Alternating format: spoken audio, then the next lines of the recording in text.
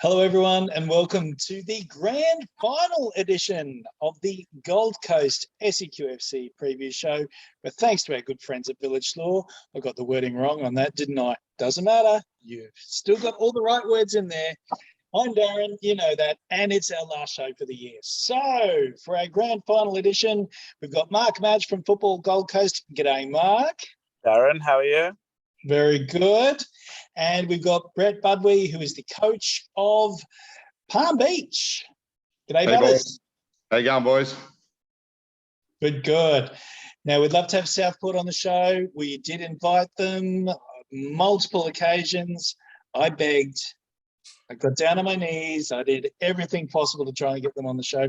I've even just sent them a link and just praying for a miracle that they join us halfway during the show. I doubt it, though. But for some reason, they just don't want to be on the show. That's fine. That's their prerogative. But let's deal with who we have got. We've got Brett. Brett, last week, convincing 4-1 victory over Nerang. What was that, 9-2 on aggregate? Is that correct? 9-3, I think it was, yeah. 9-3 on aggregate. Tell us about your win. Look, we were pretty confident going into the game, holding that big advantage, but you never know. The 3 o'clock kickoff, it was stinking hot. It was always going to play, I think, to our advantage because we were a bit younger team. But we got a couple of goals up real early. I think we scored 2 in the first 7 minutes. And then we just controlled the game. We had a couple of little niggling injuries I had to deal with. So take those players off, yellow cards and all the rest of it, which we thought carried over, which they don't. So we put that into play. But no, the boys handled the situation really well. It was good for me to see how far they've come over the last few years. To be in a situation like that where there's a little bit of pressure to get it done, get the job done, and they've done it convincingly. So really happy. Second grand final in a row now. Yeah, second grand final, yep. Good stuff. So hoping we can learn from last year's grand final. So, yeah. What will you take from last year? Look, last year was a great memory. I said it after the grand final. It was a great day for us, even though we lost.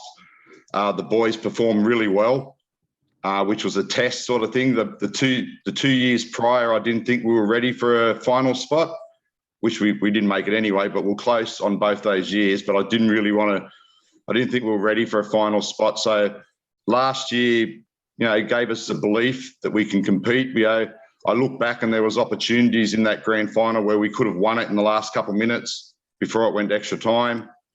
We didn't take those opportunities and it come back to bite us in extra time. But I think that whole day and the whole memory of that day will serve us well leading into Saturday.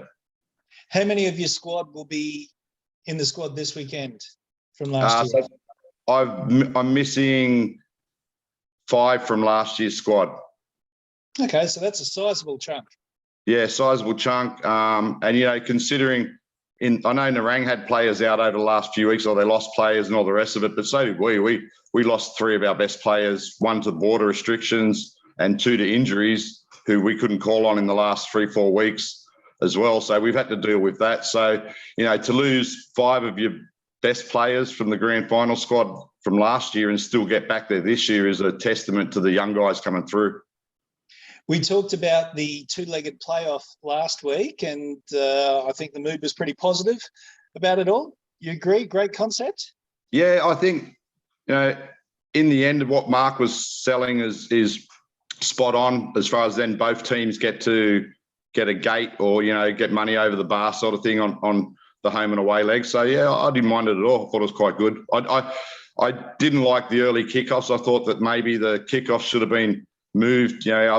Our reserve grade were kicking off at 1 o'clock and it was 29 degrees or 30 degrees and the game just had no intensity. It was just people just walking around, So that's a spectacle. It didn't really live up to expectations. But, again, Craig got the team through and we got 2 teams in the grand final now. All right. Now, Mark, if the Palm Beach 2-legged tie was pretty comfortable, the Service Paradise Southport one ended up being a nail-biter. Oh, it was an absolute Thriller till the very end. 15 cards, 3 reds, MMA, Muay Thai, goals, you name it, it had it. It was just, we expected Surface to bounce back. And as Steve McDonald said in his post-match interview, Surface were extremely good and showed why they won the league and why they're the best team overall this season on the table. They were relentless. They came out, scored 2 goals. First 25 minutes, you thought, here we go. They couldn't break them down. But then they scored 2 goals in rapid succession. And then, again, killing them right before halftime, conceding a sloppy goal. And that took the sting out of their halftime talk, I'm sure. Coming back out in the second half, it took them a while to get back into rhythm, but then getting a goal there late and having 15 minutes to go at 10 men of Southport, it was flashes across the box. It was just bodies not getting there, stray legs stopping goals. So, I think it's fair to say that if that game had gone into extra time, that Surface, would have ran over the top of Southport. They had more of the ball. They had more legs. They had, it's hard to defend for 90 minutes. Key loss for Southport, obviously, Reece Hill's getting sent off there. He's a bit of a general in midfield for them and will be a massive loss going into the grand final. I'm sure Brett was licking his lips when he saw that one a little bit. You always, don't wish for red cards and injuries, but, in this aspect, having a red card for one of their best players isn't the worst things. But again, it shows that, the damage was done in the first leg. Surface's errors cost them in the end. And now we have, third versus fourth in the grand final over 180 minutes. And that's who deserves to be there in the end of the day. I'm sure you can't go all the way back, but in recent memory, are there any third versus fourth grand finals that you can think of? No, the only thing why that wasn't the case is our finals format used to be 1 versus 2 in week 1 and 3 versus 4 in the knockouts. So first and second had a second chance. You can look at the finals format and say, well, the top 2 teams in the league not one of them are in the grand final, but hey, it's finals football. That's just what it is. It's not like it was a knockout. You had 2 legs. You had everything going for you. And like I said, I think last week, our top 4 was separated by 5 or 6 points. So it's not like it was a massive difference between the top 2 and the rest. I mean, like I said, if Southport had the opportunity to play Kingscliff and whatever else, our table outcome could be much different at the end of the day. So, you can say in that one aspect, but for recent years, the third versus fourth, you tested me and I don't think I can come up with, I can't remember, that's for sure. And looking through the history books, it doesn't seem to pop up. Let's turn to the game now. It's where and when? The game's 5:30, Gold Coast Knights, neutral venue. Fantastic pitch of the Gold Coast Knights. Got 3 o'clock kickoff as a reserve grade, as Brett said, Palm Beach in both, taking on Surface, and 5:30 in first grade. For those that can't make the game, they've always got the live stream courtesy of News Corp and the Gold Coast Bulletin. So a fantastic relationship we have with them, which is shown in that live streaming of that game, both this weekend and next weekend in the Coast League final. So, Gold Coast Knights have venue, great pitch, good surface. There's no better place, I think, to play football on the Gold Coast than Gold Coast Knights, second to Seabus. Is there an admission charge? $5 at the gate. So, it's $5. It's, helping out. At the end of the day, we didn't have a premiership prize money this year. So Surface take the gate. That's their reward for basically earning the right to host the final. So, it's a pretty small price to pay if you think about it for a grand final. That's fantastic that Surface get the benefit of that. Yeah. I mean, you're league champions for a reason. So we used to have 10 grand prize money. I think we used to have, one year, I believe we had a prize pool of 30 to 40,000. I thought we were one of the highest in Australia because obviously the NPL being the highly coveted league that it is in the professional setup doesn't even have prize money. So the Gold Coast Premier League, our little minnows down in the Gold Coast, I think if you won Coast League 1 reserves, you got $500.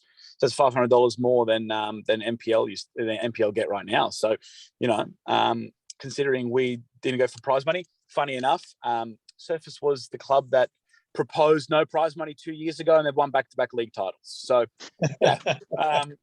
financially, I don't think they'll be too happy with that one. But again, when you look at it, Gold Coast Knights is a ready-made venue. Everything's done for you. with food, bar, security-wise, and you get to take the gate without any headache. I think it's a win-win. But as I heard you scoffing before, how does the Palmy Army feel about lining Surfers Paradise coffers? I'm sure they're going to enjoy giving $5 towards Surfers player fund for next year.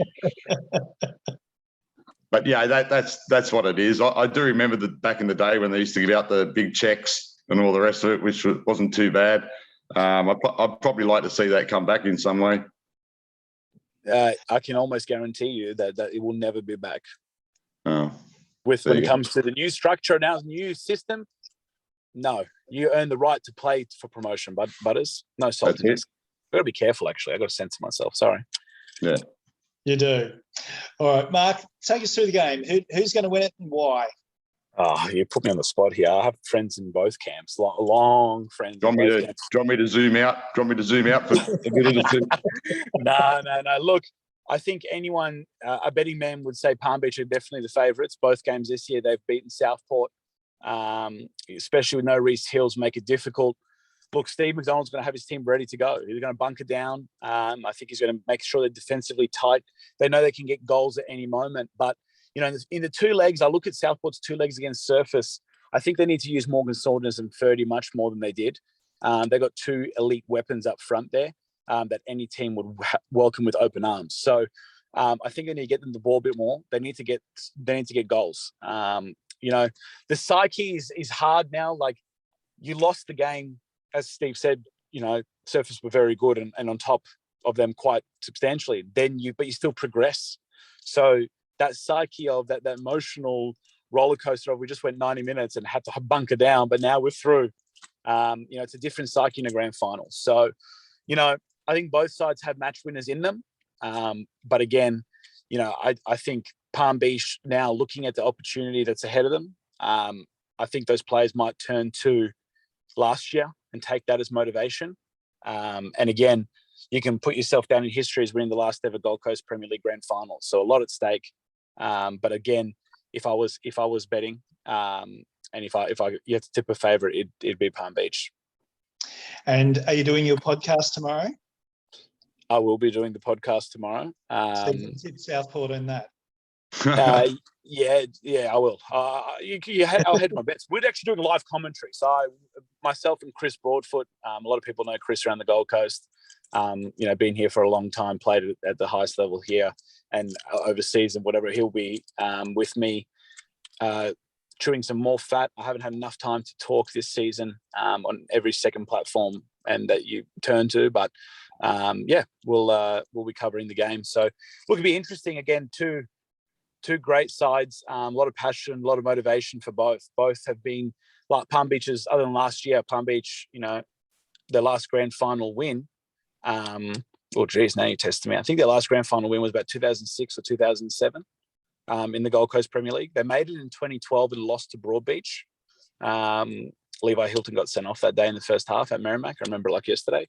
Obviously last year. So they're etching to get their name on that trophy. And, you know, for the last time, have Palm Beach, you know, one of the most successful clubs in the Gold Coast in senior football other than Broadbeach, you know, to have their name at the bottom of the list as the last ever grand final winners, you know, that they'll think of that as a fitting end. Have you commentated a game before, Mark? Never in my life. And I don't know what's going to happen. It could be an absolute disaster. And if it is, great. And if it's great, great. I just said to Chris and I have never done a play-by-play before. So we're just going to go in there and call it as we see it, talk some crap. Being, you know, all these people, News Corp is obviously a subscription-based service. So you got to put your money where your mouth is to watch the game. Now, it's a win-win, really, because the majority of the Facebook trolls that surround the Southeast Queensland football circles, easy to jump on Facebook and just go, Mark, you're a prick or whatever else on a live stream that's free. They're not going to pay, though, because they're tight. So we might I'll avoid all the haters out there, which I'm sure I've got plenty. But, you know, I'm looking forward to it. I might have to get some tips of you, Darren. I'll give you some after the show, mate. Surely you've watched enough games on TV, Mark, that you'd be able to use some of the commentary. You just got to do your history, get some history up, some stats. I've got my notes sorted. My notes are good. That part I'm all over. I reckon I've got to approach it like an NBA game, though, I reckon. Just bangs everywhere. 3 points, here we go. Shot outside the box. Just to commentate like an NBA game would be sweet. The one tip that I'll give you on air is that it's not what you say, it's what you don't say that matters. There you go. Perfect. Your brain wants to come out with all this garbage, and you've got to go, oh, hang on, that's not really appropriate for There's going to this be some. moment right now. But And you've Darren, got to- me, nothing's ever inappropriate. Let's get back to this grand final. Butters, how are you going to win it? Look, I think we just need to play at a high tempo. I've worked out over the years that it's not how you start a season, it's how you finish the season, which has been the case this year where we didn't start too well, but we've got great momentum at the moment. We went through both legs undefeated, scoring 9 goals. So, we want to take it to Southport like we've done to Nerang and try and get into them early and try and win the game in the first half, if that's possible. Obviously, they're a team that can come back here. They've got weapons. But, like I say, it's a big occasion. The old rugby league adage that sometimes you've got to lose one before you can win one. I'm hoping that all the emotion and the experience and that we went through last year, weighs in our favour when it comes down to the nitty-gritty sort of thing. Just on your point there about you started slowly, but you have come home like a train. So was there a particular week there or a particular result where you thought, right, this is it, we're on our way now? Yeah, mate, it was the FFA Cup rescheduled weekend or whatever it was, and then we had to play Broadbeach on a wet weather weekend, and half my team had booked to go away on holidays or camping together. And so basically I fielded an under-18s, half an under-18s team against Broadbeach. And then, we lost in the last minute, which was, I didn't think a reflection of the game. And then on the Tuesday when we got everyone back there, and I sort of said to the boys, this is it. From now on, we've got a good run of games. I think we had Runaway Bay, Burleigh, Musgrave sort of thing. So I seen we had a good run of games that we could get some momentum, some confidence back. And so I just asked the players to be, as committed as what me and Craig are in both grades. And I thought that we could actually get to where we are now. So it was really that point. It was that loss to Broadbeach. And I think at that stage we'd only won 1 game. So we were a lot of points behind Surface and Nerang. So we really had to, put our foot down. We scraped home with a 1-0 victory out at Runaway Bay on a Friday night. And that was the start of our I think 13 games where we've won 11 out of the last 13 games and drew the other 2. So yeah, that was probably the start of it, mate. Interesting. All right, and it's great that you're able to pinpoint. Yeah, I remember it vividly. Horizontal rain. Oh, mate, don't even go there. Horizontally. Don't get out of the car. That game. All right. Let's quickly turn our attentions to the Coast League. First leg of the semi-finals occurred last week, and Talabudra had a 4-0 win over Mudgeeraba and Nerang 2-1 over Tweed. Mark, do you have anything to discuss there? Matt Hilton is going to win Coast League for Talabudra. That's all I have to say. That team is a fantastic unit. They play for each other, got a lot of experience. But when you got someone up front like Matt Hilton, he just scores goals. And he started the train, finished the train against the Mudgee team that, showed a bit of, the youthfulness. You got people out there like Wade Russell, Matt Hilton, Levi Hilton, Luke McPherson, Simon Wade. These guys have been playing a long time in a lot of big games. So they know how to play. So mixed in with some of their younger players as well who can learn and feed off that. So, that's where Mudgee showed a bit of youthfulness. Nerang Tweed was I was there on a Friday night. And it was intense. There was both sides were giving it an absolute all. Tweed, fielding a patch team, but still the spirit there at an all-time high. The return leg there at Rabina, on Sunday afternoon will be interesting.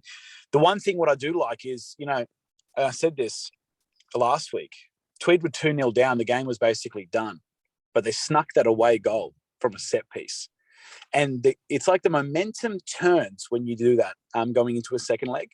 You feel like you're the dominant team, even though you've lost the game, but you've got that little away goal, that little bunny, you know? So that's the same thing as I said. If Narang had got that third goal with the Panenka, it would have made a bit of interesting going into that the second leg. So, you know, Coast League, everything's up in the air. I think Tally will comfortably progress, but Tweed and Narang, yeah, if you can flip a coin there. And if it gets out of hand, if one side's comfortably in, I reckon you're going to see some proper challenges.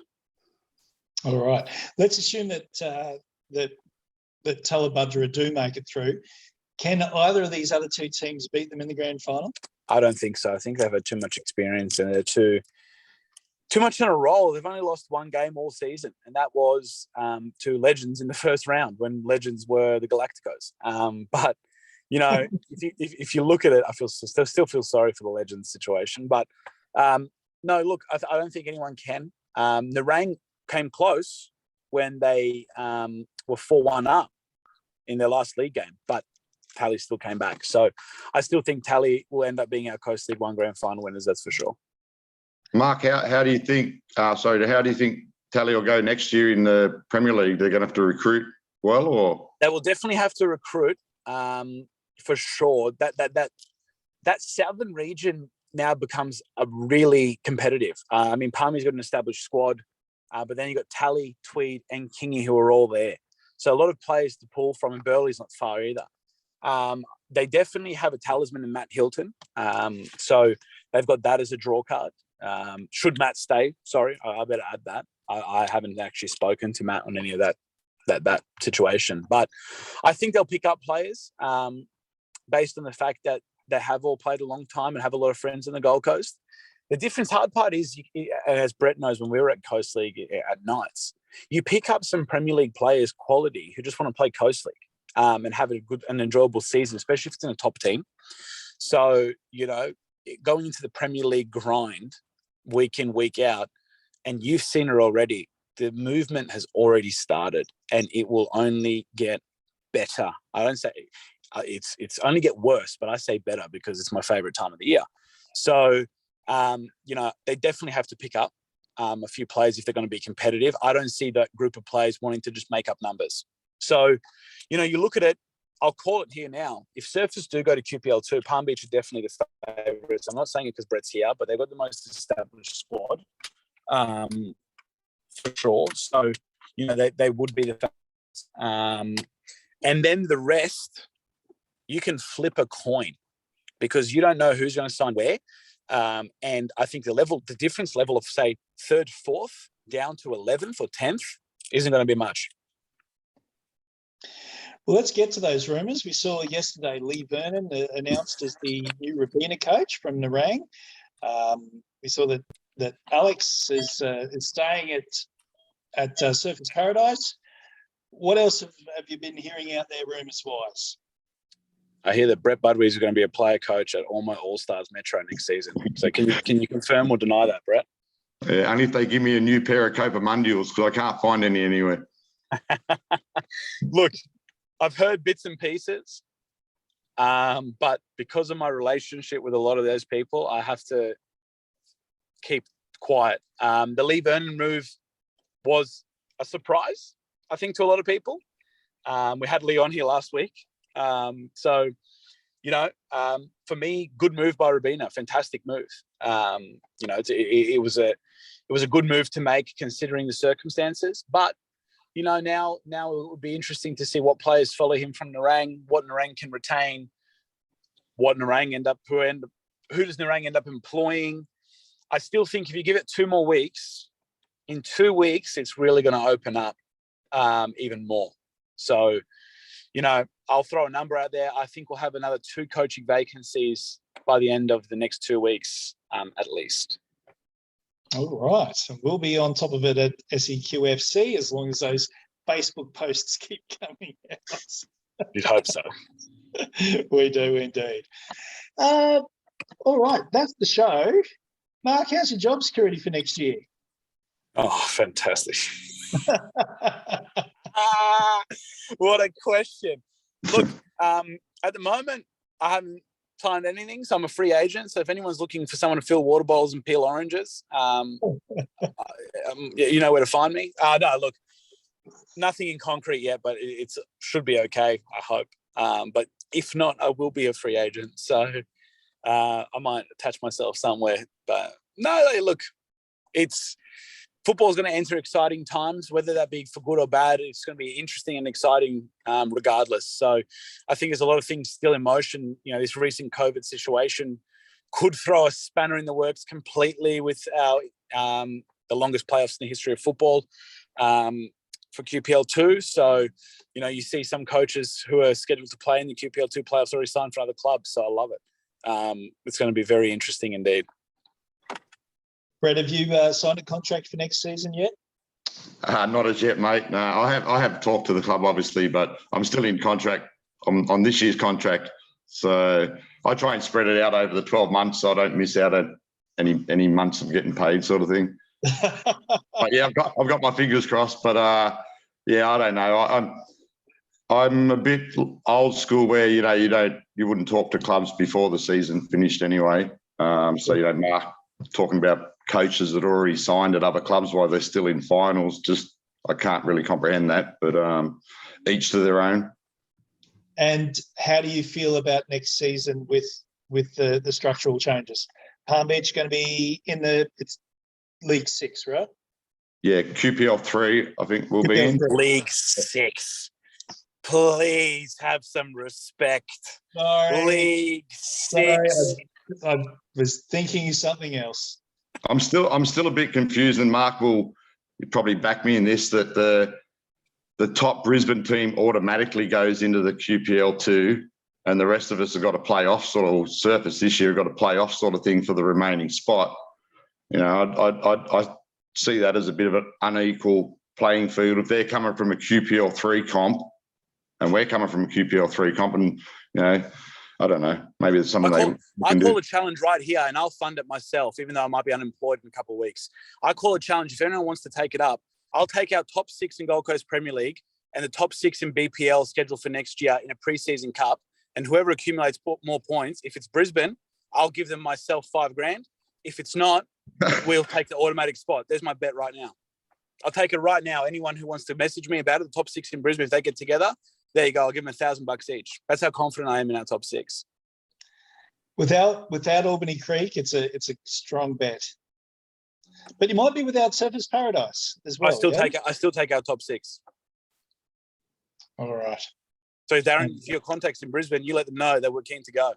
I will let them know. We'll play a pre-season cup for a playoff spot. How about that? Maybe Summer League. Mark will play Friday night, Summer League. You love that. You want to reminisce of the old days. Hey.